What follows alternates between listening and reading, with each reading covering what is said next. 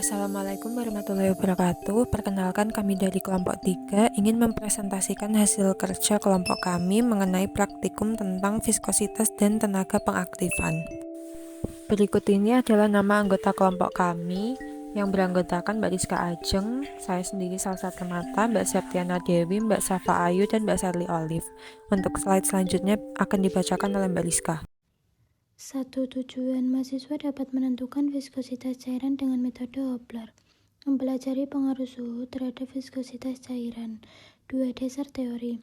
Viskositas diartikan sebagai resistensi atau ketidakmauan suatu bahan untuk mengalir yang disebabkan karena adanya gesekan atau perlawanan suatu bahan terhadap deformasi atau perubahan bentuk apabila bahan tersebut dikenai gaya tertentu. Viskositas secara umum dapat juga diartikan sebagai suatu tendensi untuk melawan aliran cairan karena internal friction atau resistensi suatu bahan untuk mengalami deformasi bila bahan tersebut dikenai suatu gaya. Viskositas biasanya berhubungan dengan konsistensi, yang keduanya merupakan sifat kenampakan yang berhubungan dengan indera perasa. Konsistensi dapat didefinisikan sebagai ketidakmauan suatu bahan untuk melawan perubahan bentuk atau deformasi. Bila suatu bahan mendapatkan gaya gesekan yang timbul sebagai hasil perubahan bentuk cairan yang disebabkan karena adanya resistensi yang berlawanan yang diberikan oleh cairan tersebut dinamakan gaya irisan. Jika tenaga diberikan pada suatu cairan, tenaga ini akan menyebabkan suatu bentuk atau deformasi. Perubahan bentuk ini disebut sebagai aliran.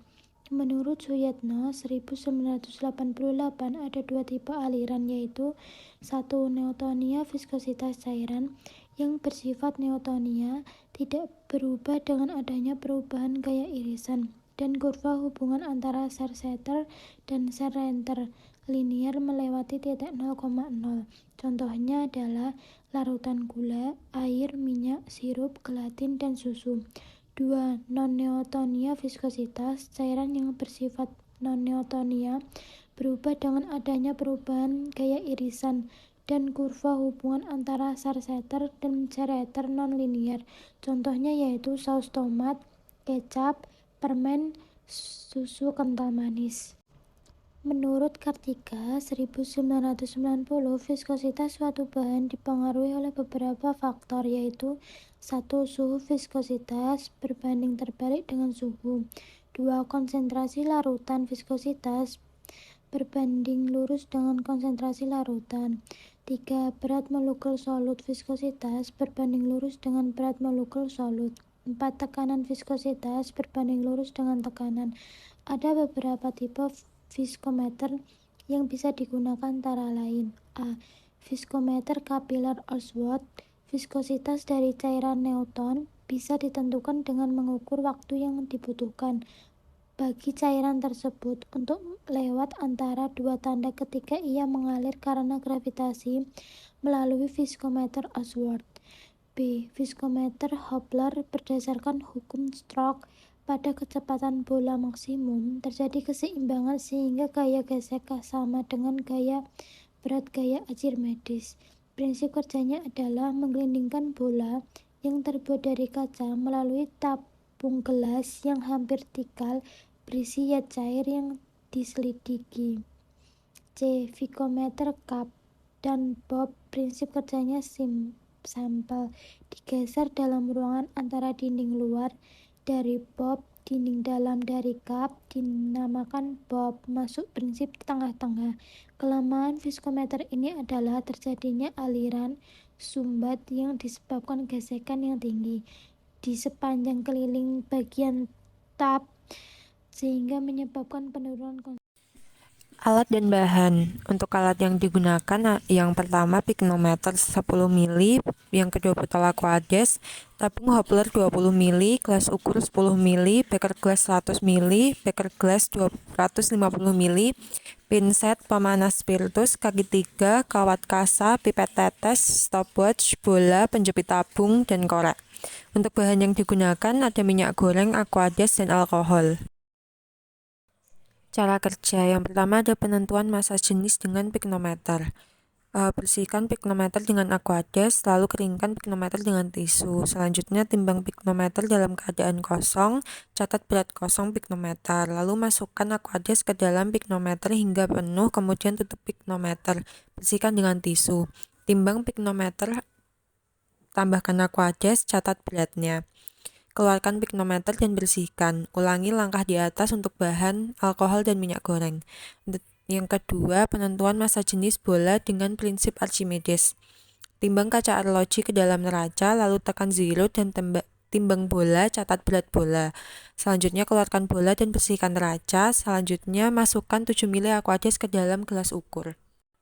Untuk slide selanjutnya akan dibacakan oleh Mbak Septi. Untuk langkah selanjutnya, kita memasukkan bola ke dalam gelas ukur, kemudian kita amati dan juga catat kenaikan volume dari gelas ukur tersebut. Lalu untuk langkah yang terakhir, kita mengulangi langkah-langkah di atas tadi untuk bahan alkohol dan juga minyak goreng. Selanjutnya, kita ada cara kerja untuk penentuan viskositas dan juga tenaga pengaktifan aliran dengan metode Hopler. Yang pertama itu, kita harus memasang kawat kaca di atas kaki 3. Selanjutnya, kita letakkan beker gelas yang sudah diisi aquades. Selanjutnya, kita menyalakan lampu spiritus dan kemudian letakkan di bawah kaki 3. Lalu, biarkan air mendidih dan siapkan tabung Hopler. Masukkan 15 ml aquades ke dalam tabung Hopler, lalu isi tabung Hopler lain untuk variasi suhunya. Langkah selanjutnya, kita memvariasi suhu yang pertama, yaitu 30 derajat Celcius.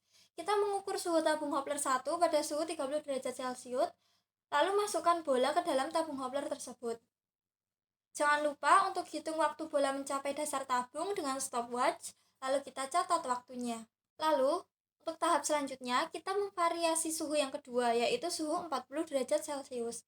Kita letakkan tabung Hopler dalam beker gelas yang telah berisi air mendidih tadi. Kita ukur suhu tabung Hopler kedua pada suhu 40 derajat Celcius.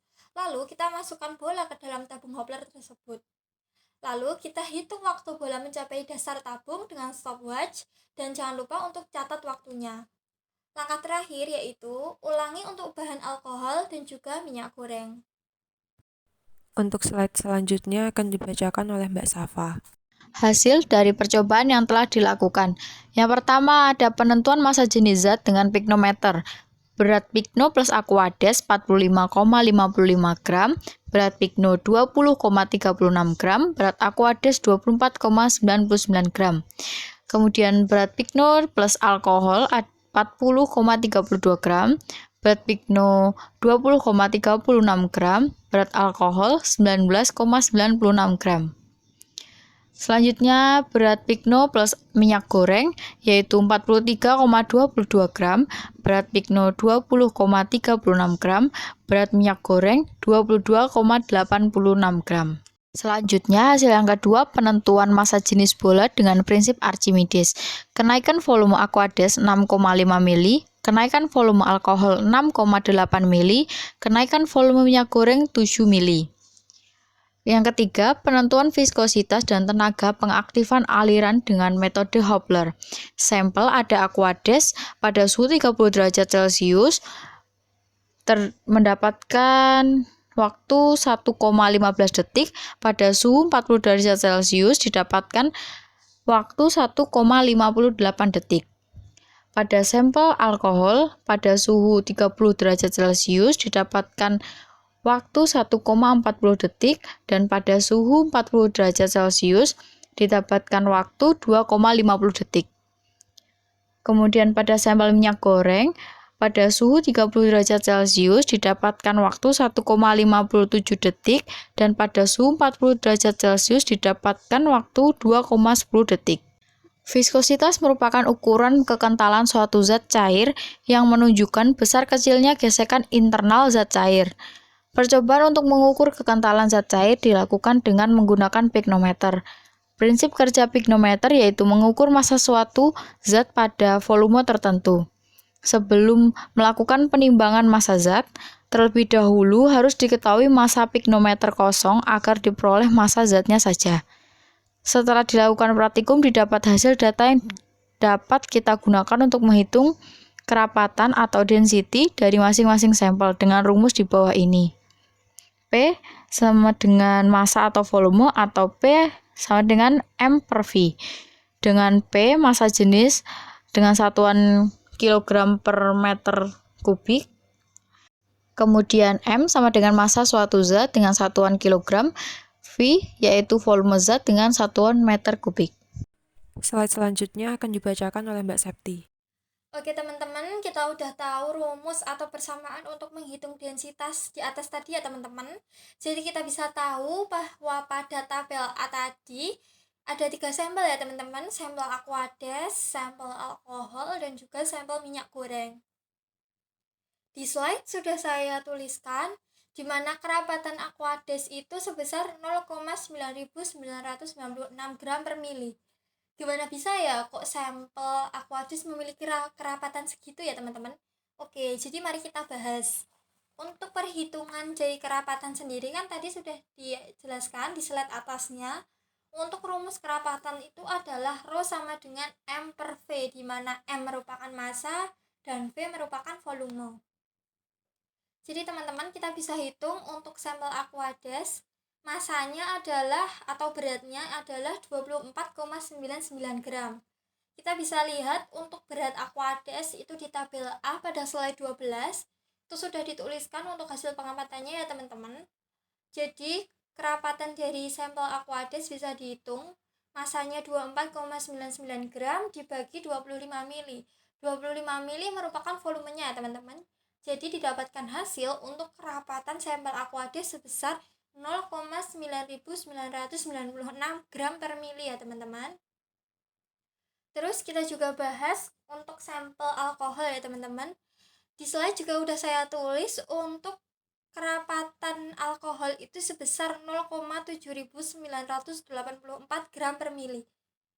Jadi teman-teman pasti udah tahu kan ya cara ngehitungnya gimana, soalnya yang sampel aquades sudah saya ajari, tapi kali ini juga kita akan bahas lebih lanjut biar lebih jelas ya teman-teman. Jadi untuk sampel alkohol tetap sama, kita bisa lihat berat alkoholnya itu di tabel A slide 12, dan untuk volumenya tetap atau konstan yaitu 25 mili ya teman-teman. Jadi rumusnya itu Rho sama dengan M per V. Jadi untuk massa dari alkohol adalah 19,96 gram dibagi dengan volumenya tadi adalah 25 mili. Sehingga kita bisa tahu bahwa kerapatan alkohol adalah 0,7984. Terus untuk perhitungan sampel yang terakhir atau sampel minyak goreng, kita juga tetap bisa lihat tabel A di slide 12 tadi. Soalnya berat minyak goreng sudah ditimbang dan dituliskan pada hasil pengamatan ya teman-teman. Jadi untuk berat minyak goreng itu sebesar 22,86 gram. Jadi kita bisa masukkan ke rumus ya teman-teman. Rho sama dengan M per V, masanya adalah 22,86 dibagi dengan 25 mili. Sehingga kita bisa tahu bahwa kerapatan minyak goreng sebesar 0,9144 gram per mili. Dari ketiga sampel itu tadi kita bisa bandingkan ya teman-teman. Kita bisa tahu juga bahwa sampel aquades itu sampel yang memiliki nilai kerapatan yang paling besar, yaitu 0,9996 gram per mili. Selanjutnya kita bahas juga pada tabel B ya teman-teman. Pada tabel B ini kita menentukan massa jenis bola dengan prinsip Archimedes. Dari perhitungan densitas di awal tadi yang udah kita hitung, kita kan mendapatkan massa jenis air atau aquades itu sebesar 0,9996 gram per mili. Dimana hasil yang kita sudah dapat atau sudah hitung ini itu sudah benar, karena sudah mendekati dari massa jenis air secara teoritis, yaitu sebesar 1 gram per mili. Dan juga kita dapatkan bahwa hasil kenaikan volume dari sampel aquades itu sebesar 6,5 mili. Selanjutnya pada sampel alkohol kita sudah hitung juga dan kita dapatkan massa jenisnya itu sebesar 0,7984 gram per mili dan memiliki kenaikan volume sebesar 6,8. Sedangkan pada sampel minyak goreng itu memiliki massa jenis sebesar 0,9144 gram per mili dan memiliki kenaikan volume sebesar 7 mili. Dari data yang udah kita dapat ini bisa kita lihat juga untuk pada tabel B. Kita bisa lihat bahwa sampel minyak goreng itu memiliki nilai kenaikan volume yang lebih tinggi dibandingkan sampel Aquades dan juga sampel alkohol. Untuk slide selanjutnya akan dibacakan oleh Mbak Sherly. Selanjutnya, pada tabel C, kita menentukan viskositas dan tenaga pengaktifan aliran dengan menggunakan metode Hopler. Viskometer Hopler yang diukur adalah waktu yang diperlukan oleh sebuah bola untuk melewati cairan pada jarak atau tinggi tertentu. Karena adanya gravitasi, benda yang jatuh melalui medium yang berviskositas dengan kecepatan yang semakin besar sampai mencapai kecepatan maksimum.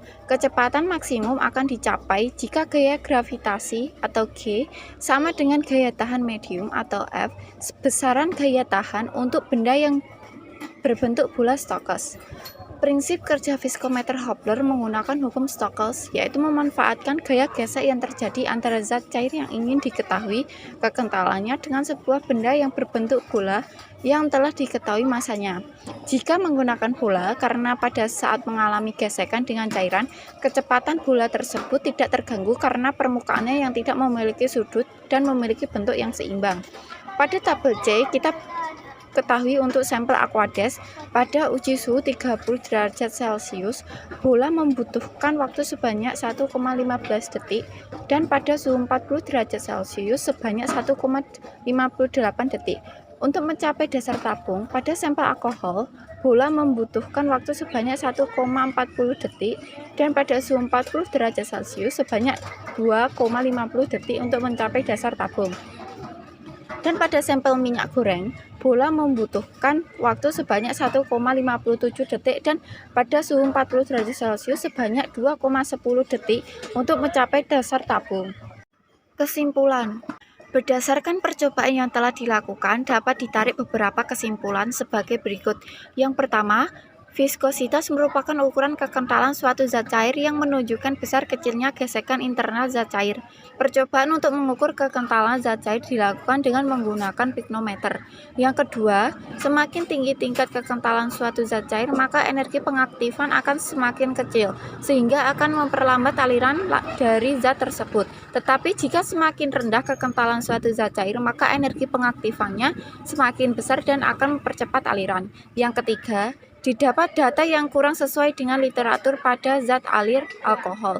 Yang keempat, kekentalan dari suatu larutan atau fluida dipengaruhi oleh suhu. Semakin tinggi suhu larutan tersebut, maka harga kentalan dari larutan tersebut semakin kecil, begitu pula sebaliknya. Sekian presentasi dari kelompok kami. Jika ada salahnya kami mohon maaf. Wassalamualaikum warahmatullahi wabarakatuh.